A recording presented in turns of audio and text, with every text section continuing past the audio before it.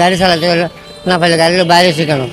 কারণ ফ্যাটের জন্য তো বাইরে এসছে, কেউ তো নাই, আর ছেলে পেলে নাই। জীবন বাঁচানোর তাগিদে রিকশার পেডেলে পা রাখতে বাধ্য হয় একজন রিকশা চালক।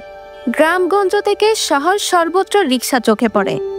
দুপায়ে প্যাডেল ঘুরিয়ে রিকশাওয়ালাও আমাদের গন্তব্যে পৌঁছে দেয়, যদিও এখন প্যাডেল রিকশা সচরাচর চোখে পড়ে না। প্যাডেল অথবা অটোরিকশা চালকদের দুর্দশা একটি দুঃখজনক বাস্তবতা। অলস পরিশ্রম বিমুখ বাঙালির প্রিয় যানবাহন এটি। যেখানে হেঁটে যাওয়া সম্ভব সেখানেও রিকশায় চেপে এক ধরনের আনন্দের অনুভূতি পাওয়া যায়, তবে গন্তব্যে পৌঁছানোর পর অনেক সময় দেখা যায় বাকবিতণ্ডা। কক্সবাজারের একমাত্র হসপিটাল যেখানে রয়েছে ICU, HDU, CCU, NSU, PICU, সংকটাপন্ন নবজাতকের জন্য স্ক্যানো, ক্যান্সারের কেমোথেরাপি সহ চিকিৎসা সেবার সমৃদ্ধ আয়োজন। রয়েছে 24 ঘন্টার জরুরি বিভাগ। দেশসেরা বিশেষজ্ঞ চিকিৎসকের সমন্বয়ে সর্বাধুনিক চিকিৎসা সেবায় আপনার পাশে ইউনিয়ন হসপিটাল। আমাদের সমাজে রিকশা চালকদের প্রতি অমানবিক আচরণ প্রায় ঘটতে থাকে। যাত্রীরা অনেক সময় ভাড়া কম দেয়, আবার কখনো বাড়তি ভাড়া দাবি করায় অকথ্য ভাষায় গালিগালাজ করা হয় অথবা শারীরিকভাবে আক্রমণ করা হয়। আর তখন রিকশা চালক অসহায়ভাবে তাকিয়ে থাকে। মনে করেন 50 টাকা ভাড়া নিয়ে 20 টাকা ধরা দেয়, কিছু বললে দমকি দেয়। 10 টাকা 5 টাকা কুড়ি টাকা মাথামাতি মারতে চাই, আর তো বাজি খারাপ লাগে। তো কষ্ট লাগলে তো আমরা তো কিছু করতে পারি না, কেন আমরা গাড়িওয়ালা। 30 টাকার ভাড়ার মতো না, ভাড়ার মাঝে 20 টাকা দিয়ে চলে যায়, 10 টাকা কম দেয় এই আর কি। তর্ক করলে তো তর্ক শেষ নাই, অত মারতেও পারে, তো যা চলে যাবে। তীব্র রোদ, ঝড় কিংবা কনকনে শীত উপেক্ষা করে দিনের বেশিরভাগ সময় রিকশা চালিয়ে অর্থ উপার্জন করে একজন রিকশা চালক। অনেকে অসুস্থ শরীরে পরিবারের ভরণ পোষণের জন্য রিকশা চালাতে বাধ্য হয়।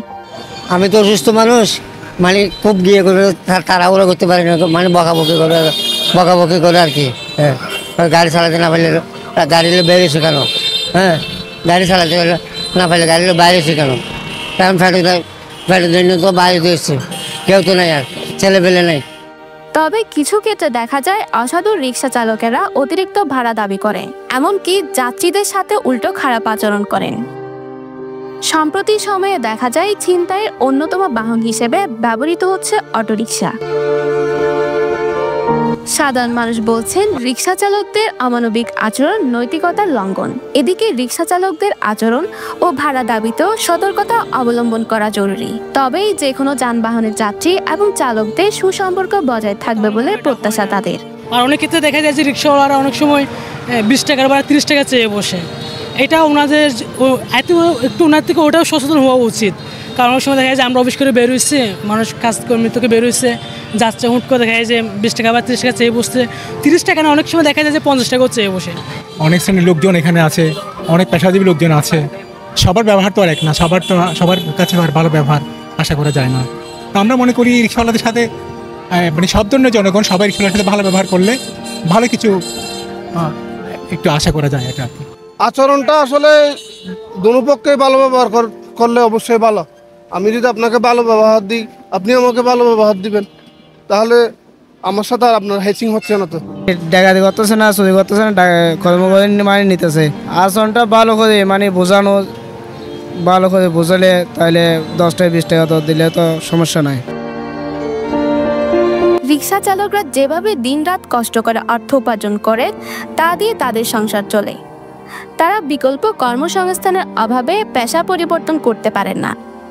যারা ভাড়ায় রিকশা চালায় তাদের মাথার উপর মহাচিন্তা। রাতে তাদের চিন্তা থাকে রিকশা ভাড়া পরিশোধের, আর বাসায় স্ত্রী সন্তানের জন্য খাবারের ব্যবস্থা করার। নাবিলা নাওয়ার, পেনুয়া নিউজ।